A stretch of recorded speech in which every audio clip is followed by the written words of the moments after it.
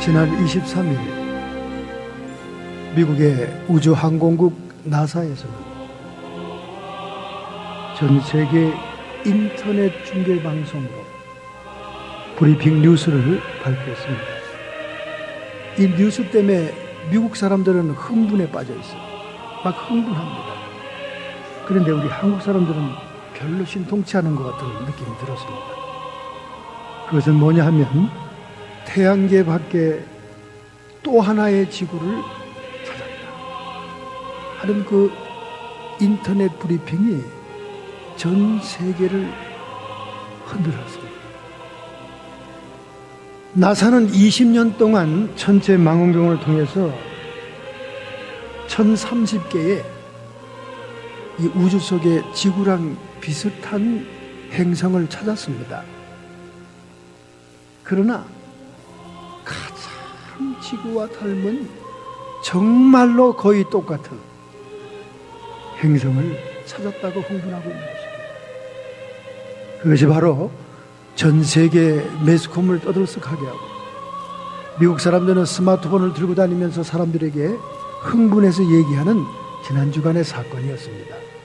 얼마나 똑같길래 그런가? 정말 똑같아요. 정말 똑같습니다. 지구 환경과 너무나도 놀랍도록 흡사한 행성 케플러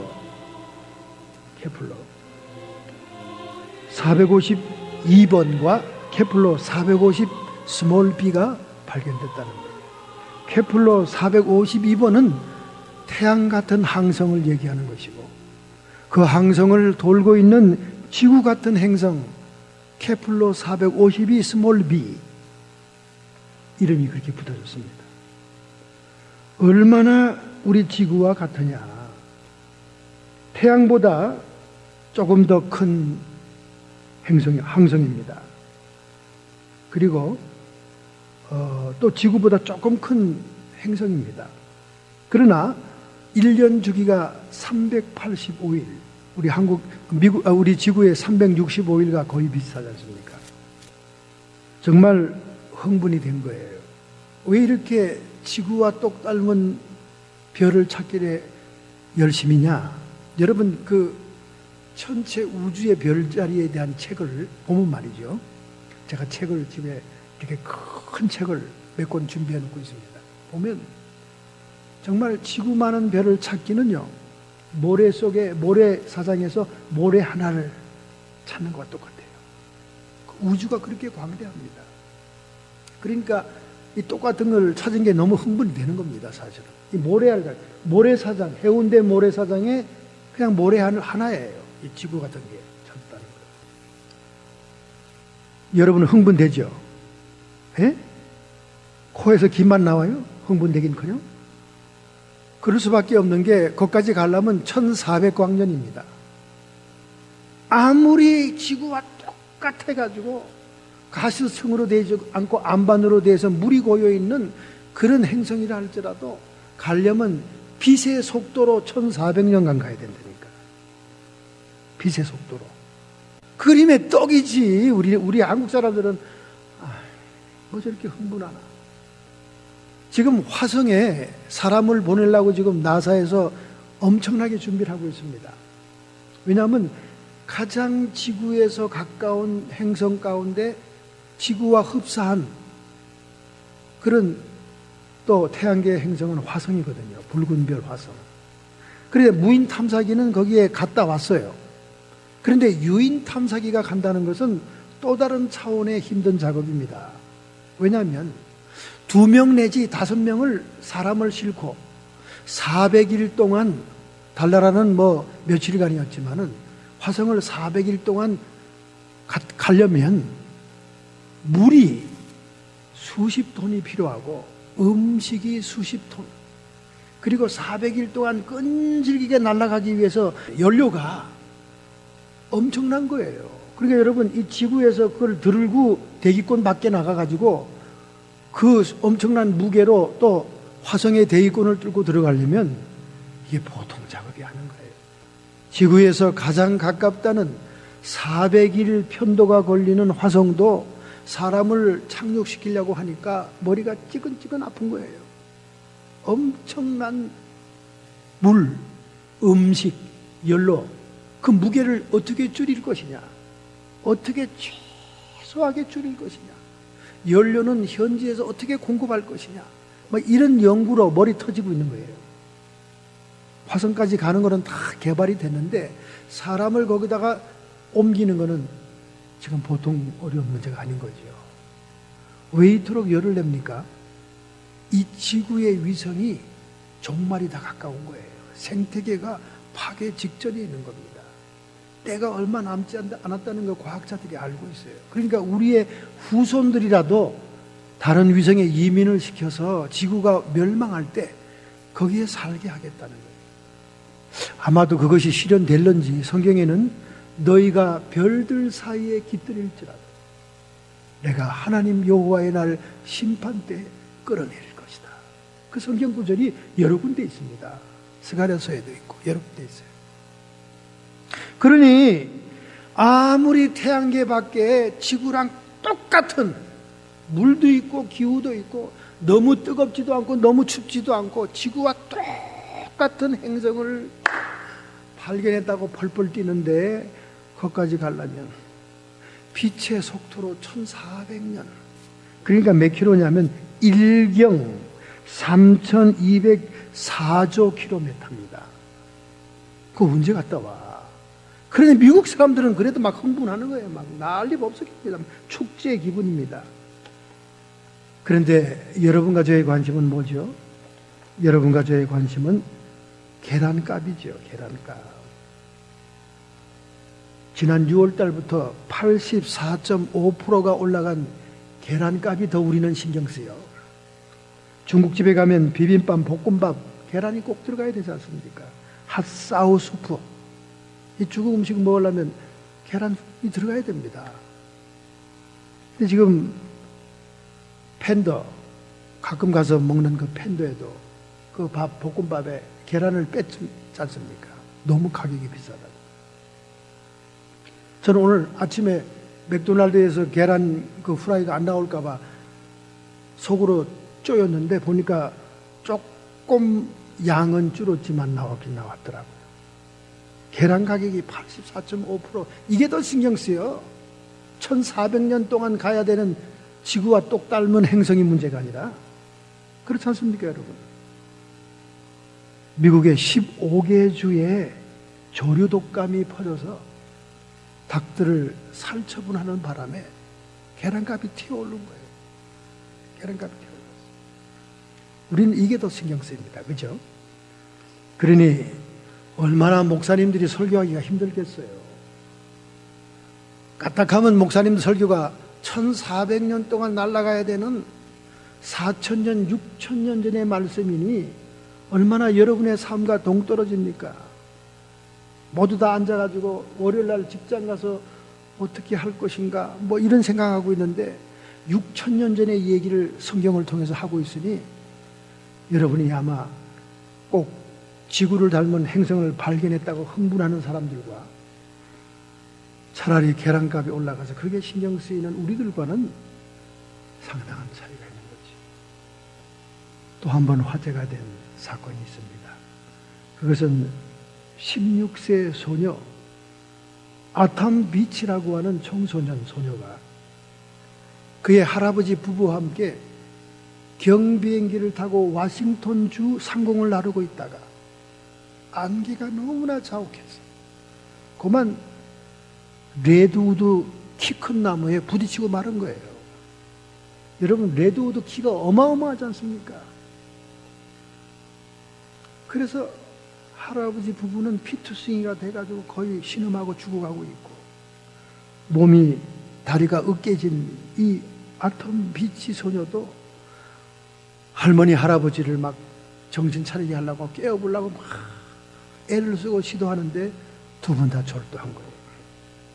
이젠 자기도 피투성이가 된 이 허벅지 다리를 방치하면 죽을 것 같으니까 옷을 찢어가지고 말이죠. 이빨로 막 찢어서 자기 허벅지를 환도뼈를 막 묶은 다음에 다리를 질질 끄고 내려가기 시작한 겁니다. 그런데 놀랍게도 이 아이가 정말 정석대로 잘 찾아간 거예요. 시냇물, 개울물이 쫄쫄 흐르는 물을 따라가다 산길로 들어서고, 그 산길의 물이 점점 큰 시내를 이루고 강물을 이루고, 날이 저물자 늑대 소리가 들리고 야생 동물들이 으르렁 소리가 들리는 그 밤에 모래사장, 모래 언덕에 걸쳐서 숨어서 잠을 잤고, 그 다음날 아침 그 강을 따라 내려오니까 거대한 고속도로를 만나게 되었고, 고속도로에서 손을 흔들면서 피투성이 되어 있으니까 금방 오케나 건 카운티에 보안관 프랭크 로저스가 나타나서 그를 차에 싣고 병원으로 옮겼다는 거예요. 그 사실이 보도되자 전문가들이 무릎을 쳤습니다. 아니, 어떻게 어린 소녀가 저렇게 담대히, 저렇게 비상한 머리로 정석대로 산속에서 인가로 내려올 수 있었는가? 놀래가지고 말이죠. 너무 영리한 소녀라고 기자들이 뛰어가서 인터뷰를 시도합니다. 다리는 붕대로 묶고 있는데 말이죠. 그랬더니 간단하게 얘기하는 거예요. 저는 TV쇼를 봤어요. 서바이벌 쇼를 봤거든요. 서바이벌 쇼를 보니까 거기서 하는 그대로 제가 따라하다 보니까 이렇게 제가 고속도로를 만나고 목숨을 살리게 되었네요. 이렇게 얘기한 겁니다. 맨날 팝콘 들고 TV에 앉아가지고 소파에 몸을 쏙 빠뜨리고 TV를 보고 있을 때 엄마한테 야단 맞고 쫓겨다니던 이 청소년 처녀가 그 TV의 프로그램 서바이벌 쇼를 통해서 삶의 지혜를 터득해서 비행기 추락 사고로부터 당연히 죽을 수밖에 없는 산악에서 인가가 있는 도시까지 내려올 수 있었던 지혜를 얻었다는 거예요. 어떻습니까, 여러분? 여러분도 이런 지혜를 얻고 싶지 않아요? 오늘 여러분과 제가 읽었던 2000년 전 예수님께서 말씀한 산상보훈의 절정 부분, 이것이 오늘 우리에게 서바이벌을 주는 서바이벌 쇼보다 더 귀한 삶의 원리를 제시한다는 거예요. 할렐루야. 이야, 이 정도 되면 여러분, 아이고, 그거 실천도 못할 산상수훈 오늘 또 목사님 설교하려고 그러네. 너무 귀에 딱지 듣고 부담스러운 말인데, 제가 오바마 대통령이 임기 초기에 이 성경 구절을 인용 안 했다면 오늘 저 설교도 안 해요.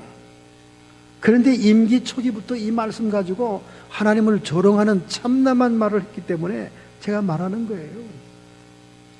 제가 이 말을 몇 번 했는데 우리 집사님이 걱정이 돼가지고 FBI가 저를 추적할까봐 계속 커트하고 편집을 하도 합습니다만은 편집할 필요 없습니다.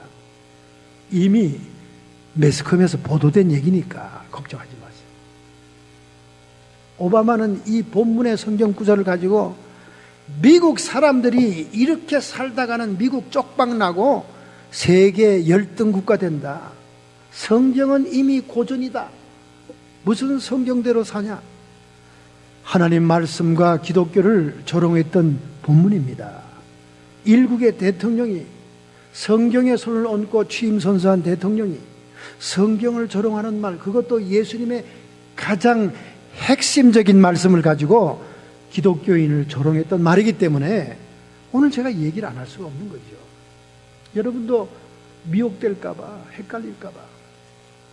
많은 사람들이 오바마 대통령으로 인해서 성경적 가치가 훼손되고 국법이 정해지고 하니까 도대체 저 사람의 영적인 배경이 뭔가 연구 많이 합니다. 그 연구가 많이들 나와요. 이번에 24일부터 3박 4일로 케냐를 방문하지 않습니까? 이 케냐 방문은 오바마 대통령의 네 번째 방문입니다. 88년도에 케냐를 방문해서 할머니를 만나죠. 그 다음에 91년도에 하버드 법대를 졸업하고 케냐를 가죠. 그 다음에 2000년대 상원 의원 시절에 가죠. 여지껏 3번 갔습니다. 대통령이 돼서 한 번도 안 갔지만 그의 아버지 고향을 이번에 가게 되죠. 명분은 테러 방지와 인권 문제를 대통령과 의논하기 위해서. 그렇지만 자기의 일가 친척 가족들을 만나기 위해서 가는 거예요. 그가 88년도에 만났던 친할머니, 외할머니는 백인 미국 사람 하와이의 거주자지 않습니까? 그 품에서 자라지 않았어요. 그분들이 대학 보내줬지 않습니까? 그런데 그의 아버지 케냐인, 그의 아버지는 공직자, 공무원이었어요. 공무원으로 미국 유학 갔다가 백인 여성을 만난 거예요. 그리고 학위를 받고 금방 케냐로 복귀했습니다. 그러니까 오바마 6살 때 아버지와 헤어진 거죠. 그럼 이 친할머니는 어떤 분이냐? 사라 오바마입니다. 지금 93세예요. 이분이 자기의 손주 오바마가 한국의 초선과 재선에 나올 때 얼마나 지원을 많이 했겠어요. 얼마나 기도를 많이 했겠어요. 우리 가문의 영광이다. 내 손자가 세계적인 대통령이 된다.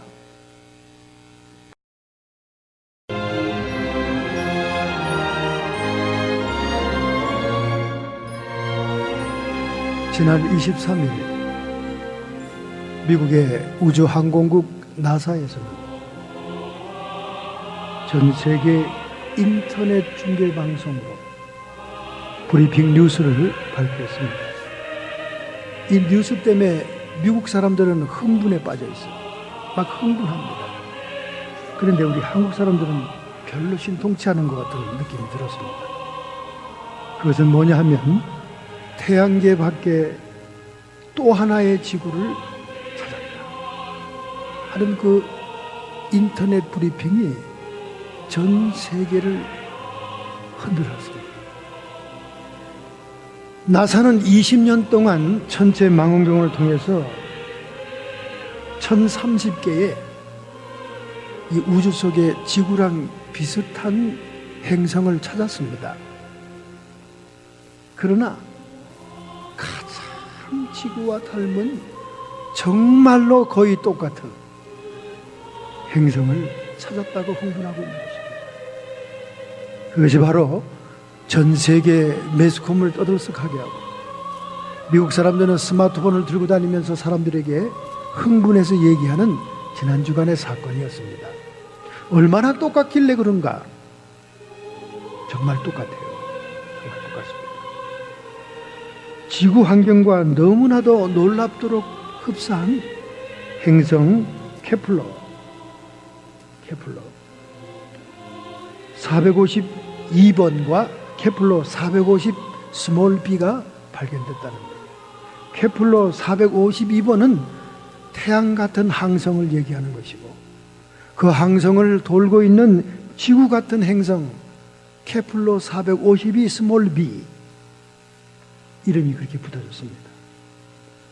얼마나 우리 지구와 같으냐? 태양보다 조금 더 큰 항성입니다. 그리고 또 지구보다 조금 큰 행성입니다. 그러나 1년 주기가 385일, 우리 지구의 365일과 거의 비슷하지 않습니까? 정말 흥분이 된 거예요. 왜 이렇게 지구와 똑 닮은 별을 찾기에 열심히냐? 여러분 그 전체 우주의 별자리에 대한 책을 보면 말이죠. 제가 책을 집에 이렇게 큰 책을 몇 권 준비해 놓고 있습니다. 보면 정말 지구만한 별을 찾기는요, 모래 속에 모래사장에서 모래 하나를 찾는 것과 똑같아요. 우주가 그렇게 광대합니다. 그러니까 이 똑같은 걸 찾은 게 너무 흥분이 되는 겁니다, 사실은. 이 모래사장, 해운대 모래사장에 그냥 모래 하나예요. 이 지구 같은 게 찾았다는 거예요. 여러분은 흥분되죠? 예? 코에서 김만 나와요? 흥분되긴커녕? 그럴 수밖에 없는 게 거기까지 가려면 1400광년입니다.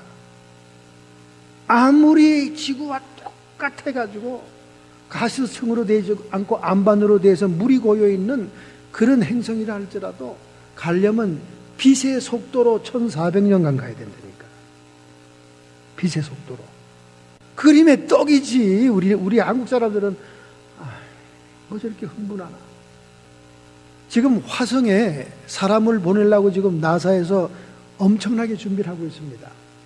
왜냐하면 가장 지구에서 가까운 행성 가운데 지구와 흡사한 그런 또 태양계 행성은 화성이거든요. 붉은 별 화성. 그런데 무인 탐사기는 거기에 갔다 왔어요. 그런데 유인 탐사기가 간다는 것은 또 다른 차원의 힘든 작업입니다.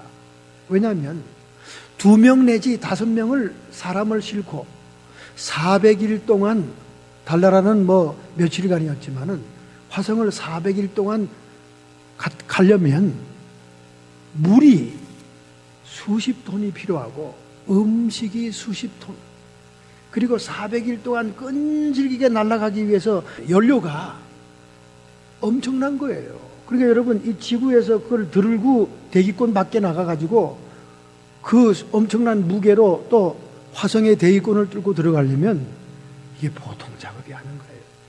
지구에서 가장 가깝다는 400일 편도가 걸리는 화성도 사람을 착륙시키려고 하니까 머리가 찌근찌근 아픈 거예요. 엄청난 물, 음식, 연료, 그 무게를 어떻게 줄일 것이냐, 어떻게 최소하게 줄일 것이냐, 연료는 현지에서 어떻게 공급할 것이냐, 뭐 이런 연구로 머리 터지고 있는 거예요. 화성까지 가는 거는 다 개발이 됐는데 사람을 거기다가 옮기는 거는 지금 보통 어려운 문제가 아닌 거죠. 왜 이토록 열을 냅니까? 이 지구의 위성이 종말이 다 가까운 거예요. 생태계가 파괴 직전에 있는 겁니다. 때가 얼마 남지 않았다는 걸 과학자들이 알고 있어요. 그러니까 우리의 후손들이라도 다른 위성에 이민을 시켜서 지구가 멸망할 때 거기에 살게 하겠다는 거예요. 아마도 그것이 실현될런지 성경에는 너희가 별들 사이에 깃들일지라도 내가 하나님 여호와의 날 심판 때 끌어내릴 것이다. 그 성경 구절이 여러 군데 있습니다. 스가랴서에도 있고 여러 군데 있어요. 그러니 아무리 태양계 밖에 지구랑 똑같은 물도 있고 기후도 있고 너무 뜨겁지도 않고 너무 춥지도 않고 지구와 똑같은 행성을 발견했다고 펄펄 뛰는데 거기까지 가려면 빛의 속도로 1400년, 그러니까 몇 킬로냐면 1경 3204조 킬로미터입니다. 그거 언제 갔다 와? 그런데 미국 사람들은 그래도 막 흥분하는 거예요. 막 난리 법석입니다. 축제 기분입니다. 그런데 여러분과 저의 관심은 뭐죠? 여러분과 저의 관심은 계란값이죠. 계란값. 지난 6월 달부터 84.5%가 올라간 계란값이 더 우리는 신경 쓰여. 중국집에 가면 비빔밥, 볶음밥, 계란이 꼭 들어가야 되지 않습니까? 핫사우 수프. 이 중국 음식 먹으려면 계란이 들어가야 됩니다. 근데 지금 팬더, 가끔 가서 먹는 그 팬더에도 그 밥, 볶음밥에 계란을 뺐지 않습니까? 너무 가격이 비싸다고. 저는 오늘 아침에 맥도날드에서 계란 그 후라이가 안 나올까봐 속으로 쪼였는데 보니까 조금 양은 줄었지만 나오긴 나왔더라고요. 계란 가격이 84.5%, 이게 더 신경 쓰여. 1400년 동안 가야 되는 지구와 똑 닮은 행성이 문제가 아니라. 그렇지 않습니까, 여러분? 미국의 15개 주에 조류 독감이 퍼져서 닭들을 살처분하는 바람에 계란값이 튀어오른 거예요. 계란값이 튀어올랐어요. 우리는 이게 더 신경 쓰입니다. 그죠? 그러니 얼마나 목사님들이 설교하기가 힘들겠어요. 까딱하면 목사님 설교가 1400년 동안 날아가야 되는 4000년, 6000년 전의 말씀이니 얼마나 여러분의 삶과 동떨어집니까? 모두 다 앉아가지고 월요일날 직장 가서 어떻게 할 것인가 뭐 이런 생각하고 있는데 6,000년 전의 얘기를 성경을 통해서 하고 있으니 여러분이 아마 꼭 지구를 닮은 행성을 발견했다고 흥분하는 사람들과 차라리 계란값이 올라가서 그게 신경 쓰이는 우리들과는 상당한 차이가 있는 거지. 또 한 번 화제가 된 사건이 있습니다. 그것은 16세 소녀 아탐 비치라고 하는 청소년 소녀가 그의 할아버지 부부와 함께 경비행기를 타고 워싱턴주 상공을 나르고 있다가 안개가 너무나 자욱해서 그만 레드우드 키 큰 나무에 부딪히고 마른 거예요. 여러분, 레드우드 키가 어마어마하지 않습니까? 그래서 할아버지 부부는 피투성이가 돼가지고 거의 신음하고 죽어가고 있고 몸이 다리가 으깨진 이 아톰 비치 소녀도 할머니 할아버지를 막 정신 차리게 하려고 깨워보려고 막 애를 쓰고 시도하는데 두 분 다 절도한 거예요. 이젠 자기도 피투성이가 된 이 허벅지 다리를 방치하면 죽을 것 같으니까 옷을 찢어가지고 말이죠. 이빨로 막 찢어서 자기 허벅지를 환도뼈를 막 묶은 다음에 다리를 질질 끄고 내려가기 시작한 겁니다. 그런데 놀랍게도 이 아이가 정말 정석대로 잘 찾아간 거예요. 시냇물, 개울물이 쫄쫄 흐르는 물을 따라가다 산길로 들어서고 그 산길의 물이 점점 큰 시내를 이루고 강물을 이루고 날이 저물자 늑대 소리가 들리고 야생 동물들이 으르렁 소리가 들리는 그 밤에 모래사장 모래 언덕에 걸쳐서 숨어서 잠을 잤고 그 다음날 아침 그 강을 따라 내려오니까 거대한 고속도로를 만나게 되었고 고속도로에서 손을 흔들면서 피투성이 되어 있으니까 금방 오케나 건 카운티에 보안관 프랭크 로저스가 나타나서 그를 차에 싣고 병원으로 옮겼다는 거예요. 그 사실이 보도되자 전문가들이 무릎을 쳤습니다. 아니, 어떻게 어린 소녀가 저렇게 담대히 저렇게 비상한 머리로 정석대로 산속에서 인가로 내려올 수 있었는가? 놀래가지고 말이죠. 너무 영리한 소녀라고 기자들이 뛰어가서 인터뷰를 시도합니다. 다리는 붕대로 묶고 있는데 말이죠. 그랬더니 간단하게 얘기하는 거예요. 저는 TV쇼를 봤어요. 서바이벌 쇼를 봤거든요. 서바이벌 쇼를 보니까 거기서 하는 그대로 제가 따라하다 보니까 이렇게 제가 고속도로를 만나고 목숨을 살리게 되었네요. 이렇게 얘기한 겁니다. 맨날 팝콘 들고 TV에 앉아가지고 소파에 몸을 쏙 빠뜨리고 TV를 보고 있을 때 엄마한테 야단 맞고 쫓겨다니던 이 청소년 처녀가 그 TV의 프로그램 서바이벌 쇼를 통해서 삶의 지혜를 터득해서 비행기 추락 사고로부터 당연히 죽을 수밖에 없는 산악에서 인가가 있는 도시까지 내려올 수 있었던 지혜를 얻었다는 거예요. 어떻습니까, 여러분? 여러분도 이런 지혜를 얻고 싶지 않아요? 오늘 여러분과 제가 읽었던 2000년 전 예수님께서 말씀한 산상보훈의 절정 부분, 이것이 오늘 우리에게 서바이벌을 주는 서바이벌 쇼보다 더 귀한 삶의 원리를 제시한다는 거예요. 할렐루야. 이야, 이 정도 되면 여러분, 아이고, 그거 실천도 못할 산상수훈 오늘 또 목사님 설교하려고 그러네. 너무 귀에 딱지 듣고 부담스러운 말인데, 제가 오바마 대통령이 임기 초기에 이 성경 구절을 인용 안 했다면 오늘 저 설교도 안 해요. 그런데 임기 초기부터 이 말씀 가지고 하나님을 조롱하는 참남한 말을 했기 때문에 제가 말하는 거예요.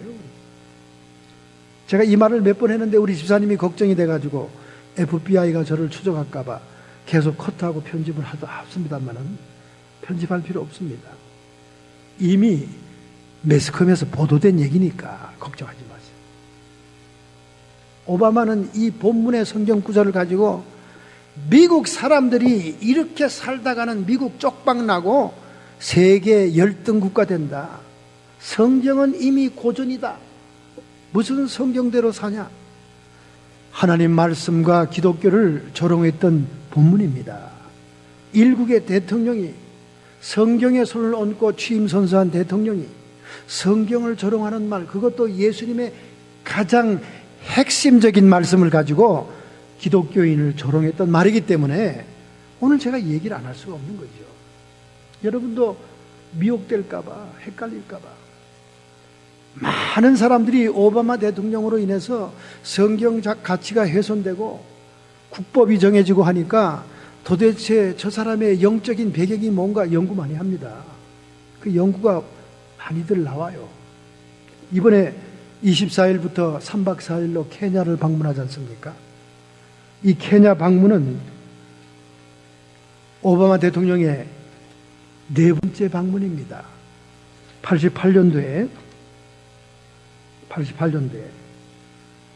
케냐를 방문해서 할머니를 만나죠. 그 다음에 91년도에 하버드 법대를 졸업하고 케냐를 가죠. 그 다음에 2000년대 상원 의원 시절에 가죠. 여지껏 3번 갔습니다.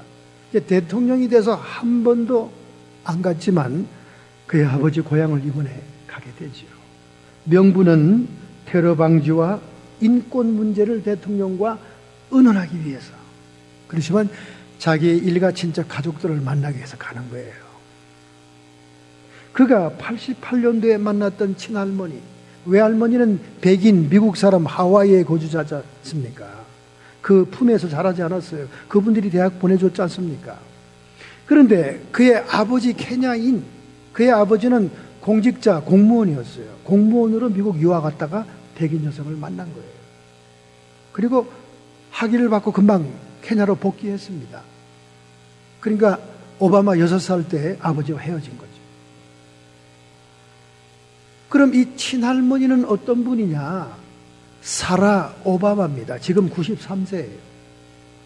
이분이 자기의 손주 오바마가 한국의 초선과 재선에 나올 때 얼마나 지원을 많이 했겠어요. 얼마나 기도를 많이 했겠어요. 우리 가문의 영광이다. 내 손자가 세계적인 대통령이 된다.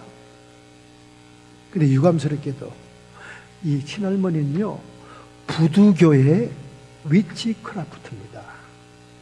부두교의 마녀예요. 마녀. 위치크라프트. 한국말로 얘기하면 무당입니다.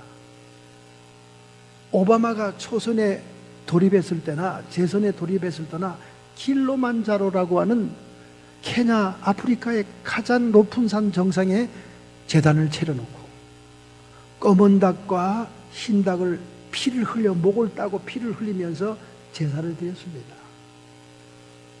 왜 검은 닭이고 왜 흰 닭입니까? 검은 닭은 흑인 애들, 흰 닭은 백인 애들, 죄다 표를 몰아줘라 우리 손자들.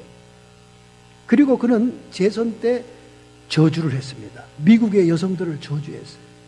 흰 닭을 목을 틀면서 피를 내면서.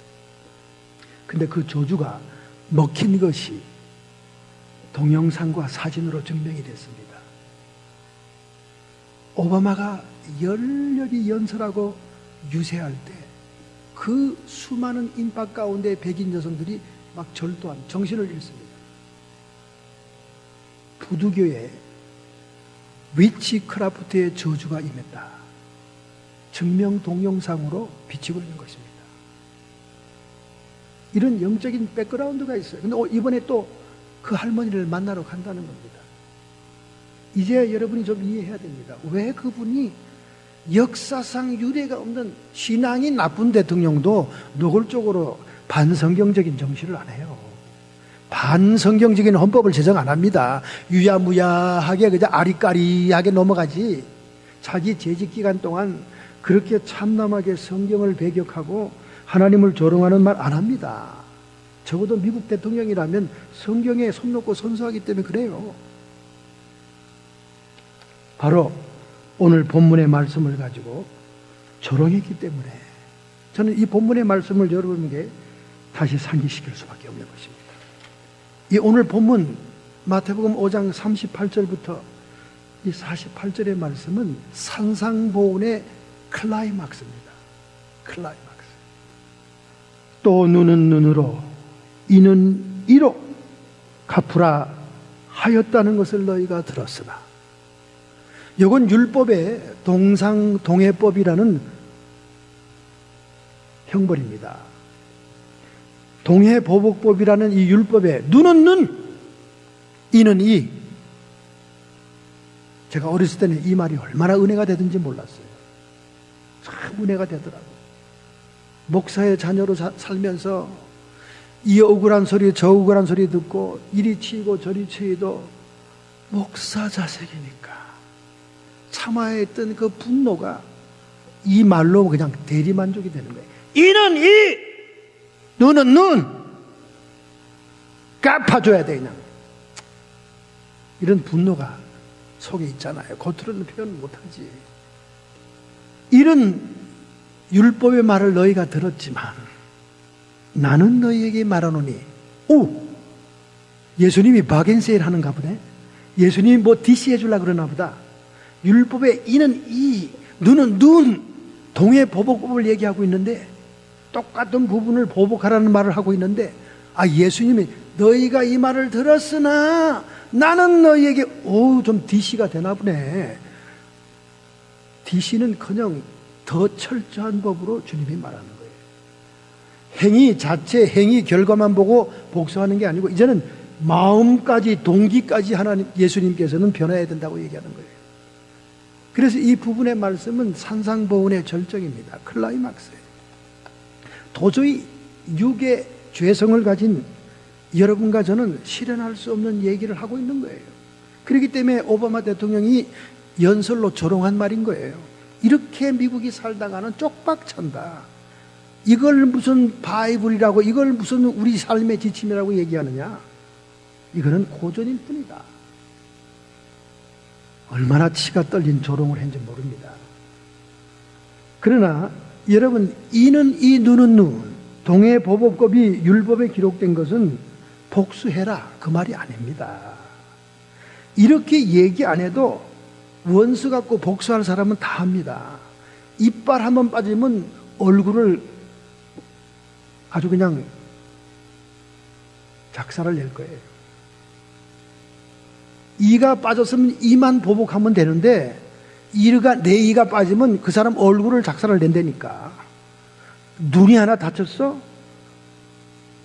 넓적다리 두 팔을 잘라버릴 겁니다.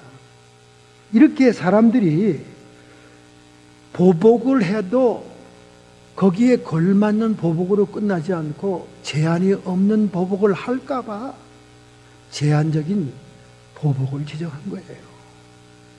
눈 했으면 눈만 갚아라.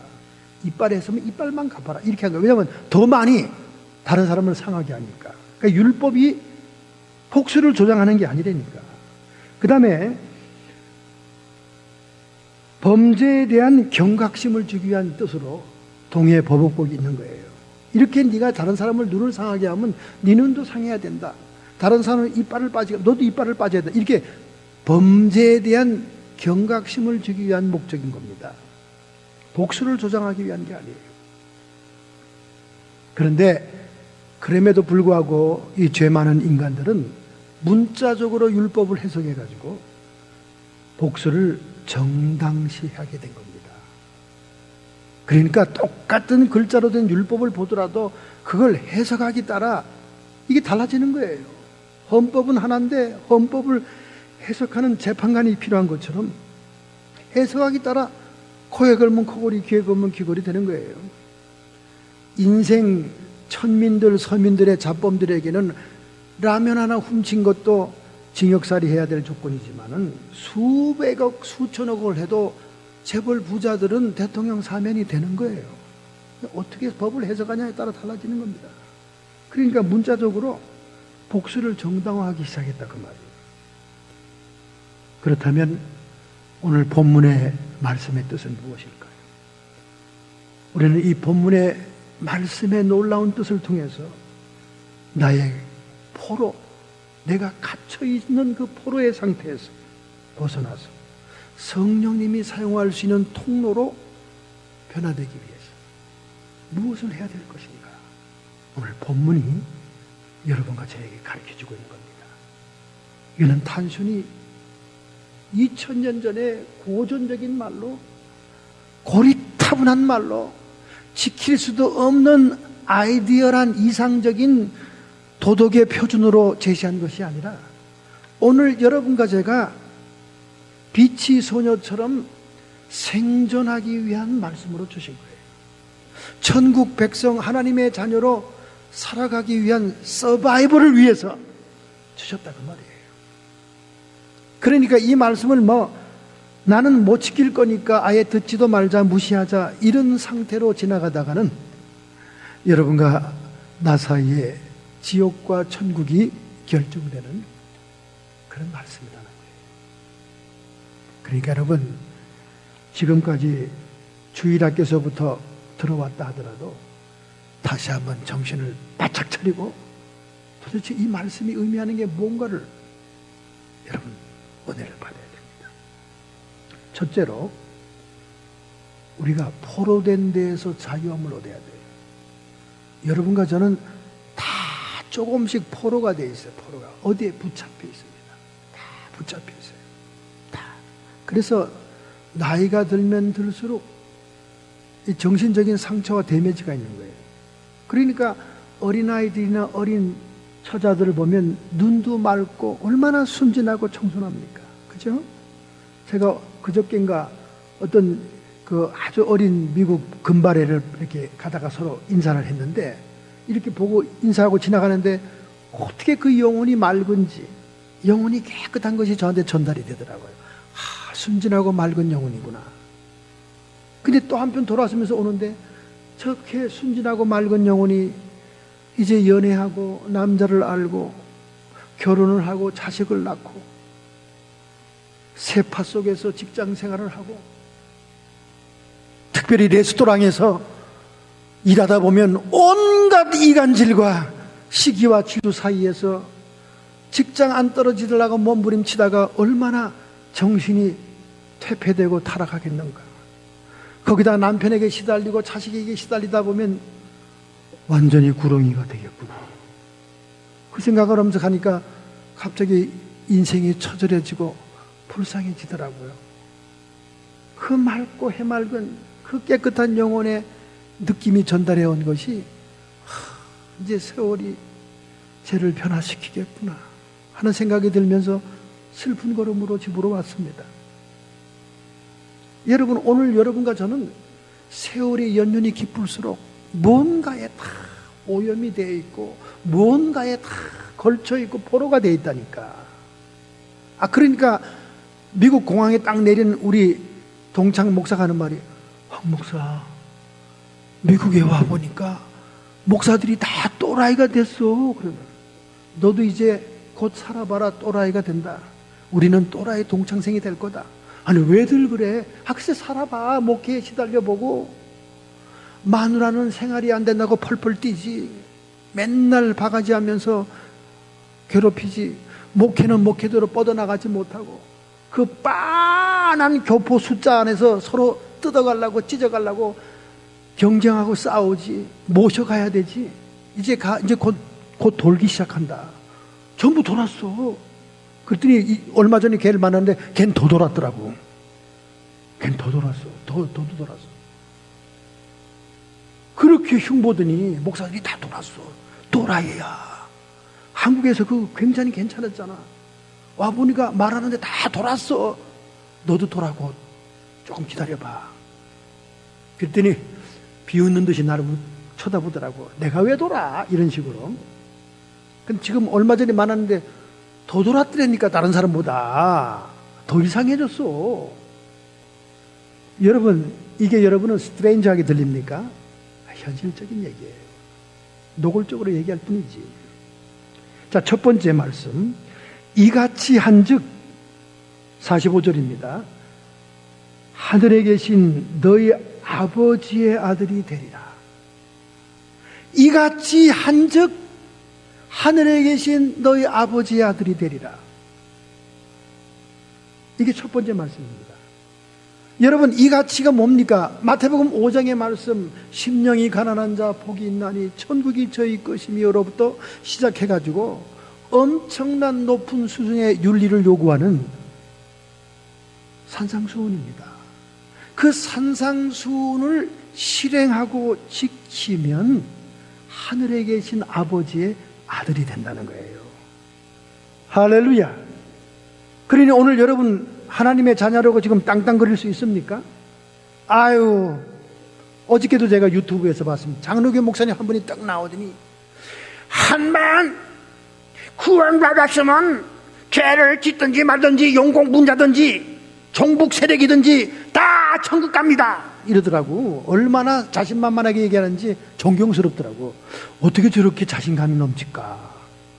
종북 세력이 되고 간첩질하고 죄를 지어도 한 번 주님을 영접했으면 영원히 영생을 얻었기 때문에 천국 간다는 거예요. 아, 누가 예수님이 그 안에 계시면 안 간대? 예수님이 안 계시니까 못 간다는 거지. 아, 예수님이 그 안에 영접돼서 평생 계시면 당연히 영생이고 당연히 천국 가지. 그런 잘못된 신학을 가지고 있으니까 성총회, 거룩한 총회, 장자총회라는 데 와서 총무가 총 들고 목사들을 위협하고, 그리고 그 당시에 총회장 나간 임원들은 노래방 단란주점에 가서 술 마시면서 계집 불러다가 춤추고 놀고, 그런 것들이 총회 최고의 리더가 돼갔다가 나오고 말이죠. 그런 스스럼 없이 죄를 지을 수밖에 없는 것은 뭡니까? 한번 주님을 영접했으면 천국 가는 건 따놨다는 거예요. 아, 영접해서 주님이 그 안에 계시면야 누가 말을 해. 주님에 계신 사람이 그렇게 죄를 짓는 것이 재밌고, 그렇게 세상 욕심이 좋고, 그렇게 세상살이가 행복하고 꼴꼴하고 그러냐 그 말이야. 예수님이 그 안에 계시면 절대 그렇게 못 삽니다. 예수님이 그렇게 못 살게 해요. 그리고 DNA가 달라지는데 어떻게 그렇게 살아? 도박은 절로 끊어지고, 마약은 근처에 가기도 싫어지고, 술에 취하려고 그러면 오약질이 나고, 담배 냄새가 너무나 싫고, 잘못하려고 그러면 몸이 받아주질 않아. 그렇게 DNA가 생명이 바뀌어야 되는 거예요. 그런 흔적이 없는데 무슨 예수님이 영원히 영접해서 자기 안에 있다는 그런 장담을 합니까? 아, 예수님이 계신데 어떻게 총 들고 와가지고 그 성총회에 참여한 모든 대의원들을 총을 꺼내서 위협을 하면서 까불지 말라고 그러고 말이지. 내 말 안 들으면 다 죽는다 그러고. 그게 예수님의 방법입니까? 그 예수님이 그 안에 계시기 때문에 그렇게 합니까? 그건 마귀 사탄이 있기 때문에 하는 거죠. 그러니까 유병언파가 나오는 거예요. 유병언파가. 그러니까 오늘날 하이퍼 가스풀이 나오는 거예요. 여자 청년이 저한테 전화가 왔었어요. 목사님, 저 기절하겠습니다. 왜 기절합니까? 하더니 한국서 청운의 꿈을 안고 미국 신학대학 들어왔는데 첫날 강의 들어갔더니 조직신학 하버드 출신 교수가 인재론을 가리키면서 너희가 정말로 구원을 받았다면 오늘부터 너희들은 자유다. 어떤 남자를 만나 잠자리를 하든 관계없고 무슨 죄를 지어도 상관이 없다. 가장 지식층이라는 신학교 교수가 그렇게 강의를 하는데 다른 사람들은 다 아멘하고 박수를 치더래. 이걸 하이퍼 가스폴이라고 합니다. 값싼 복음을 증거하는 거예요. 예수님이 다 이루었기 때문에, 죄의 값을 다 치루었기 때문에 지금부터 너희들이 짓는 죄 회개할 필요도 없는 것이다. 절로 천국은 가는 것이다. 목사님, 아무래도 나는 미국 신학대학은 체질이 안 맞아요. 이런 강의를 듣고 어떻게 신앙을 유지합니까? 그러니까 유병언파가 나오는 거예요. 유병언파가. 유병언이가 왜 저렇게 땅땅거리고 첩을 두고 첩한테 재산을 다 줬습니까? 구원 한 번 받으면 어떤 것도 죄가 안 되기 때문에 그래요. 그리고는 말세론을 증거하면서 자기들은 뒤로 다 한국 반도 전체 부동산을 다 산 거 아닙니까? 돈 될 만한 부동산은 다 산 거 아니에요. 성도들은 종말이 왔다, 마지막이다. 그래서 다 가산탕진하고 팔게 해놓고는 결국 그 다 재산이 지금 미국에 있는 처바한테 다 뺏겼지 않습니까? 다 갔잖아요. 한국 정부도 못 건드려요. 미국 변호사 딱 선임해가지고 딱 해가지고 손도 못 댑니다. 이번에 그냥 손도 못 댔잖아요. 이같이 한즉 하늘에 계신 너희 아버지의 아들이 되리라. 산상보훈의 말씀을 실천하고 실행해야 하나님의 아들 되는 거예요. 하나님의 자녀 되는 거예요. Children of God이 되는 겁니다. 하나님의 자녀가 돼야 천국 들어가는 거지. 하나님의 자녀가 돼야 천국 백성이지. 그래서 여러분의 신앙이 율법적인 신앙이냐, 종의 신앙이냐, 아들의 신앙, 복음적인 신앙이냐. 예수님께서는 어떤 형태의 복수도 허락을 하지 않습니다. 허용하지 않아요.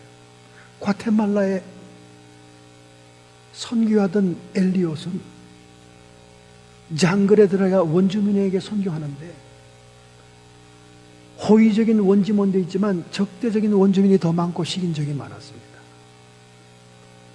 이 백인종 선교사 젊은 청년에 오니까 신학교 막 졸업하고 간 거예요.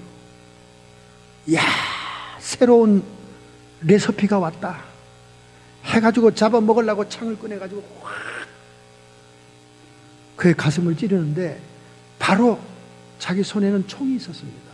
엘리엇이 총이 다 총알이 장전되어 있었어요. 그냥 땅 쏘면 목숨을 살릴 수 있는 거예요. 근데 총에 손을 대지도 않고 주여 나의 핏값이 나의 피가 이 원주민들의 영혼 구원의 걸음이 되옵소서. 그리고 창에 맞아 죽었습니다. 그 후에 현지 조사한 사람들에 의해서 보니까 이 총지갑에 총알이 다 장진되어 있었어요. 그냥 꺼내서 쏘면 자기를 지금 죽이는 원주민을 살해할 수 있는 거예요. 근데 왜 안 죽였습니까? 자기 한 몸은 살겠지만은 그렇게 원주민의 족장을 자기로 죽이로 덤비는 족장을 총으로 쏴 죽이면 그 촌락은 세상 끝날까지 복음이 안 들어갈 것이기 때문에 선교사에게 자기 족장이 죽었는데 복음이 들어가겠습니까? 그래서 자기가 죽은 거예요. 그 후에는 그 부인들이 들어가서 또 거기 선교하지 않습니까? 꽃다운 나이에 죽었는데 이것이 여러분 복음입니다. 여러분. 이것이 주님이 원하시는 거예요. 정말 여러분과 제가 이룰 수 있겠습니까? 엘리야처럼 정말 이룰 수 있겠어요? 여러분과 제가 어떤 보복에 집착한다는 것은 그 주변의 환경과 사람에게 잠시도 벗어나지 못하는 거예요. 여러분과 제가 무언가에 대해서 억울함을 당하고 고통을 당해서 내가 꼭 보복해야지 자꾸 생각하게 되면 그 환경과 그 사람에게서 못 벗어나는 거예요. 못 벗어나는 거예요. 그러면 그 사람들에게 역사하는 귀신이 내가 있는 곳에 자꾸 찾아옵니다. 문을 열어줬기 때문에. 그 사람을 자꾸 생각하는 거예요. 하루 종일. 겉으로 보기에는 처음 잡고 겉으로 보기에는 평화로운 얼굴인데 속에서는 마음이 막 불나게 싸우고 있습니다. 그 새끼 죽여야지. 그놈 어떻게 그건 벌도 안 받아. 귀신도 안 잡아가. 막 하루 종일 생각하면 그 마음의 생각을 문을 열어놨기 때문에 그쪽에 역사하는 귀신들이 들어옵니다. 우르르 들어와요. 결국 자기의 나쁜 감정의 포로가 되는 겁니다. 원수 갚겠다는 미워하는 그 감정의 포로가 되는 거예요. 그렇기 때문에 이런 부정적인 악한 영들에게 문을 열어주는 겁니다. 잠언서 4장 23절에 말씀하잖아요. 무릇 지킬 만한 것보다 내 마음을 지켜라. 생명의 근원이 이에서 나니라. 모든 생명의 근원이 우리 마음에 있기 때문에 마음을 지켜야 된다는 거예요. 마음을 지켜야 된다는 거예요. 생명의 근원이 이에서 난다. 여기 근원이라고 하는 히브리 말의 다른 뜻은 뭐냐? 경계선, 바운다리, 그런 말입니다. 경계선, 바운다리. 여러분, 경계선, 바운다리는 말은 뭡니까? 우리 마음을 지키는 경계선이 있기도 하고 그 마음에 범위를 넓히는 선이 되기도 한다 그 말이죠. 그래서 우리의 마음을 잘 여러분이 컨트롤하고 지키는 것이 얼마나 중요한지 모릅니다. 여러분이 상대방을 증오하고 미워하고 복수하겠다는 마음을 가지고 있으면 거기에 포로가 되는 거예요. 거기에 포로가 돼서는 하나님의 성령의 통로가 될 수가 없는 것입니다. 그러나 우리가 예수님 때문에 복수를 포기하고 현실을 인정하게 되면, 수용하게 되면 자신의 육적인 자아에서 벗어나서 영적인 성장을 이루게 되는 것입니다. 할렐루야! 여러분과 제가 복수하고 미워하고 원수 갚겠다는 생각에 사로잡히면 두려움이라는 것이 우리 마음 세계를 지배하게 됩니다. 요한일서 4장 18절 19절에 말씀합니다. 사랑 안에 두려움이 없고 온전한 사랑이 두려움을 내어 쫓나니 두려움에는 형벌이 있습니다. 두려워하는 자는 사랑 안에서 온전히 이루지 못하였느니라. 우리가 증오와 미움, 복수한다는 것은 사랑의 반대 개념이죠. 사랑 안에는 두려움이 없는데 사랑의 반대 개념인 미움에는 두려움이 따라온다는 거예요. 여러분, 복수의 순환, 거긴 두려움이 따라와요. 서부 영화가 왜 오늘날까지 많은 사람들에게 인기 있는 줄 아십니까? 서부 영화는 권선징악, 복수하고 원수 갚는 영화이기 때문에 대리만족을 주기 때문에 그래요. 끝없는 그 복수의 순환이 서부 영화에 있지 않습니까? 오늘날 클린트 이스트우드, 마카로니 웨스턴이 왜 그렇게 히트를 쳤습니까? 황야의 무법자 시리즈부터. 그거는 서부 영화는 서부 영화인데 더 잔인하게, 더 잔혹하게 원수를 갚는 영화니까 사람들이 막 좋아한 거예요. 그러므로 여러분, 우리가 원수 갚는다는 것, 보복한다는 마음 심리는 두려움에 사로잡히게 되고 그 사람에게서 벗어나지 못하는 겁니다.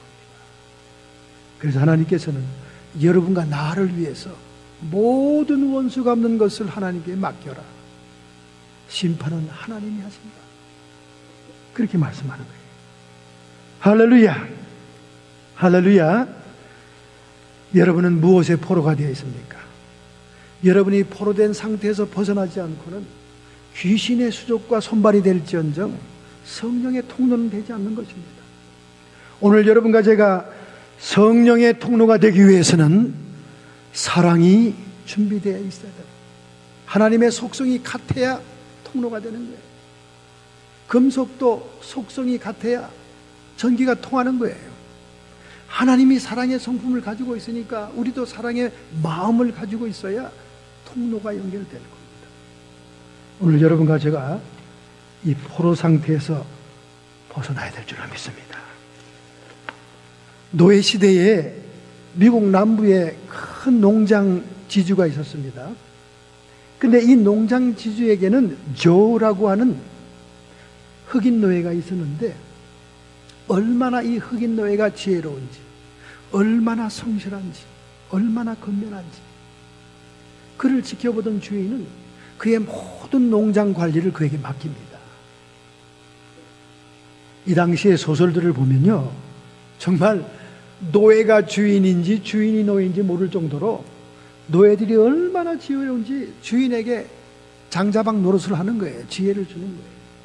그래서 이 농장 주인도 새로운 노예를 사기 위해서 꼭 조우를 데려가는 거예요. 조우가 사람도 잘 보고 눈빛을 보고 그들의 마음보도 보고 또 이 근육을 보고 힘센 것도 잘 고르기 때문에 조우를 데리고 노예시장을 갔습니다. 그날도 수많은 노예들이 끌려와서 쇠고랑이를 차고 나무대 위에 올라서서 호객꾼에 의해서 막 팔리고 있는 거예요. 막 여자도 있고 아이도 있고 노인도 있고 막 있습니다.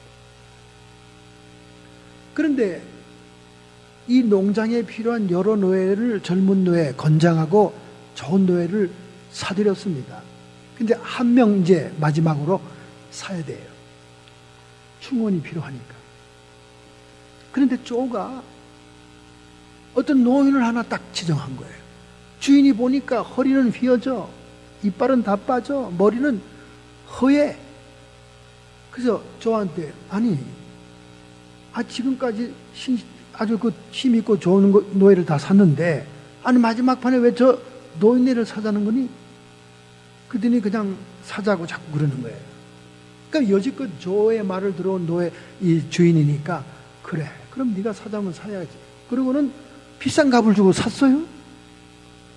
그런데 농장으로 돌아온 이 조가 얼마나 극진하게 그 노인 노예를 먹이고 치료해주고 다듬어주고 뭐 챙기는지 주인이 슬문히 질투가 난 거예요. 아니, 이리 좀 와봐. 그 할아버지 노예가 네 애비냐? 물어본 거예요. 네 애비야? 아니라고 조가 그랬어요. 그럼 네 일가 친척 외삼촌 되니? 외삼촌도 아니야. 그럼 뭐야? 뭔 사돈의 팔촌 좀 되냐? 왜 그렇게 그 사람한테 신경 쓰고, 그래, 다른 노예한테 오히려 신경을 써야지. 도대체 누구야, 그 노예는? 그랬더니 이 조가 말이죠. 싹 웃으면서, 주인님, 저 할아버지는 제가 5살 때 저를 납치한 사람입니다. 그랬어? 저를 납치해서 주인한테 판 사람이에요. 그래? 아니 근데 왜 네 원수구나 그러면 원수를 만나는데 왜 그렇게 호의를 베풀어? 제가 노예 시장에 서서 그 눈을 마주쳤을 때 갑자기 나의 주님이 그를 사랑해줘라 하는 음성이 들렸습니다. 그러니 제가 주인의 말도 충성스럽게 지키는 노예인데 어찌 내 주님 천지를 지으신 하나님 말씀을 불순종하겠습니까? 그래서 오늘 제가 호의를 베푸고 사랑을 베푸고 그렇게 하는 것입니다. 백인 주인도 교회 나가는 사람이니까 그래 이해를 하고는 갚아버렸습니다. 그 후에 그 사실을 다 알아차린 노인네는 그가 죽을 때까지 정말로 조의 아버지처럼 조에게 사랑을 베푼다가 죽었다는 것입니다. 노예의 세계에도 이렇게 산상수훈의 말씀이 적용이 되거늘 오늘 여러분과 저희에게도 이렇게 적용이 되어야 되겠습니다. 두 번째 말씀은 48절이에요. 48절. 그러므로 하늘에 계신 너희 아버지의 온전하심 같이 너희도 온전해라. 우리 하나님도 이 말씀이, 우리 주님도 이 말씀이 죄성을 가진 우리 인간들이 행하기엔 너무나 벅찬 말인 걸 알고 있어요. 오른밤을 치면 왼편을 돌려대고 어떻게 이런 일을 할 수 있습니까? 그러니까 하나님이 온전한 것처럼 너희도 온전해야 된다 그 말이죠. 하나님이 사시는 그 나라에 갈 백성이기 때문에 우리도 그분 같아야 된다는 겁니다. 이 온전하다는 말은 헬라 말로 텔레이오라는 말입니다. 텔레이오는 완성하다, 이루다 그 말입니다. 하나님의 형상을 회복하고 주님의 형상을 이루라 그 말입니다. 완성하라 그 말이에요. 우리의 믿음을 complete, 완성하라 그 말이에요. 믿음이 행함과 함께함으로 온전히 이루느니라. 그때도 complete 이 말을 쓰고 있습니다. 믿음. 그 믿음이 행함과 함께할 때 온전히 완성된다 그 말이에요. 오늘날 우리 믿음의 문제가 뭡니까? 머리로만 믿는 거예요. 머리로만. 이 머리에 믿는 믿음이 여러분의 가슴으로, 여러분의 손과 발로 올 때까지 평생이 걸립니다. 평생. 광야와 같은 인생을 거쳐야 비로소 조금 할 수 있습니다. 그런데 무슨 영접 기도만 하면 다 된 것처럼 얘기하는 것은 너무나 신앙을 단순하고 쉽게 보는 거예요. 오늘 여러분과 저의 믿음이 어떤 믿음입니까? 세계적으로 기독교 인구가 줄고 있습니다. 이슬람교 인구는 폭력을 쓰면 쓸수록, 테러가 성공하면 성공할수록 세계적으로 폭발적으로 부흥하는데 기독교 인구는 줄고 있습니다. 젊은이가 교회를 떠나고 있습니다. 떠나는 젊은이들에게 붙들고 인터뷰하면서 설문조사를 했습니다. 왜 교회를 떠납니까? 성직자 목회자들이 성경에 있는 말씀을 증거하지 않고 세상에서 부유하고 번영을 누리는 처세술만 가리키기 때문에, 그런 기술과 그런 처세술이라면 세상에 경영하기 더 잘 가리켜서 교회에 남아 있을 필요가 없네요. 24.3%입니다. 두 번째는 왜 청년들이 떠납니까? 성도들에게 불만이 있다는 거예요. 그게 19.1%. 교회에서는 큰 성경, 거룩한 자태로 온갖 엄미한 거룩한 모습을 짓지만 세상 밖에 나와 사람들이 없는 곳에서나 세상에서는 온갖 추태를 벌이고 있는 위선자들이니 도대체 그들에게서 본을 볼 것이 없습니다. 19.1%. 그 다음에 신앙의 회의가 든다는 거예요. 신앙의 회의가 든다는 거예요.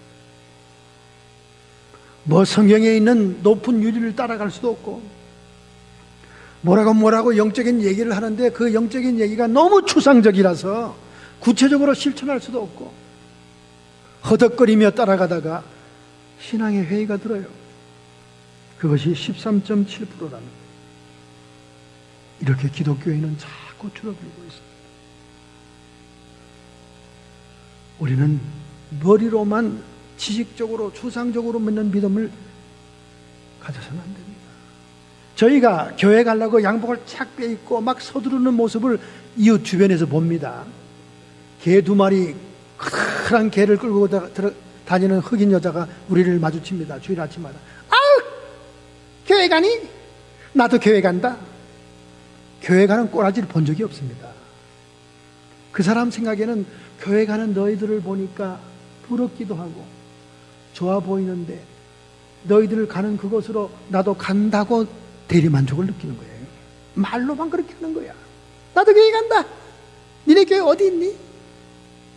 맨날 그게 인사예요. 맨날 교회 가는 꼴은 한 번도 본 일이 없어. 근데 자기는 교회 가고 있다고 착각하고 있는 거예요. 과거에 간 걸로 그냥 울고 먹는 거야. 곰탕 끓이듯이, 뼈 따고 울고 먹듯이. 교회 절대 안 가요. 근데 간다고 그래. 자기는 간다고 착각하는 거야. 오늘날 이런 신앙이 얼마인지 몰라요. 큰 교회 나가면 큰 교회 그 위대한 신앙들이 다 자기 신앙인 줄 알고 착각하고 있는 거예요. 큰 교회면 자기 믿음도 큰 줄 알아. 웬 그렇게 착각과 자기 최면에 걸려 있는지 몰라요. 제발 머리의 신앙에서 끝나지 마세요. 관념적이고 지식적이고 추상적인 신앙, no thank you. 오늘 말씀이 주는 말씀은 실제적이고 구체적인 행동이 따르는 신앙을 요구하는 거예요. 머리로만 하지 말라는 거지. 왜 자꾸 머리로만 믿고 믿는다고 생각? 2층에 있는 인간도 마찬가지. 오, 너희들 교회 가니? I'm Christian. I'm Christian. 그런데 크리스찬적인 행동을 본 적이 없어요. 음악은 세상 떠나게 켜놓고, 그리고 소리는 악은 막 빽빽 하늘이 닿도록 질러대고, 한 번도 교회 간 꼴을 본 적이 없어요. 근데 자기는 교인이래. 교회 간대. 너희도 오늘 교회 가니? 나도 오늘 갈 거다. 갔다 온 흔적이 없어. 하루 종일 차는 거기 있는데 그냥 머리로 남들이 가면 자기도 갔다고 느껴지는 거예요. 이런 신앙들이 얼마나 많은지 몰라. 얼마나 많은지 몰라. 여러분, 우리는 하나님의 온전한 통로가 되어야 됩니다. 하나님이 요구하고 원하는 하나님의 형상을 회복하며 그리스도의 형상을 본받는 무궁한 노력과 애씀이 있어야 돼요. 전혀 그런 마음도 없으면서 있는 채 하지 마세요. 위선을 부리지 마세요. 넘어지고 자처지고 실수하고 내가 몸부림치고 애쓰는 그 모습만 보더라도 하나님은 기뻐하시는 거예요. 두 팔을 벌려주십니다. 그런데 전혀 그런 흉내도 내지도 않으면서 머리로 착각하는 거예요. 자기 충만, 자기 착각에 빠져있는 신자들이 얼마나 많은지 몰라요. 자기는 꼭 교회를 다닌다는 거야. 한 번도 간 적이 없으면서 주일날 맨날 개되고 개똥만 싸면서 가면서 말이죠. 남에게 민폐나 끼치면서. 하나님 나라의 자녀의 윤리는 다른 사람을 해치지 않는 정도에서 끝나는 게 아닙니다. 다른 사람을 해치지 않는다, 패기치지 않는다, 이건 소극적인 거예요. 그 정도 가지고는 우리가 육을 탈출할 수가 없습니다. 영의 성도가 될 수가 없습니다. 자신을 희생해야 돼요. 오늘 여기 주님의 말씀 보세요. 자기를 희생하는, 오리를 가달라 그러면 심리 가줘라. 오른밤을 때리면 왼밤, 이거 희생을 얘기하는 거예요. 자기 희생. 적극적인 실천을 요구하고 있는 것입니다. 그래야 하나님의 온전한 통로가 된다는 거예요. 할렐루야. 여러분, 희생적이고 적극적인 사랑은 우리 육적인 자아를 벗어나게 합니다. 사랑이 자기를 벗어나서 다른 사람에게 시선을 보내게 되는 것처럼 희생적인 행동과 모습만이 육적인 신앙, 자기중심적인 신앙, 자아에 집착한 신앙에서 영적인 신앙이 되고 다른 사람에게 영향을 끼치는 온전한 통로,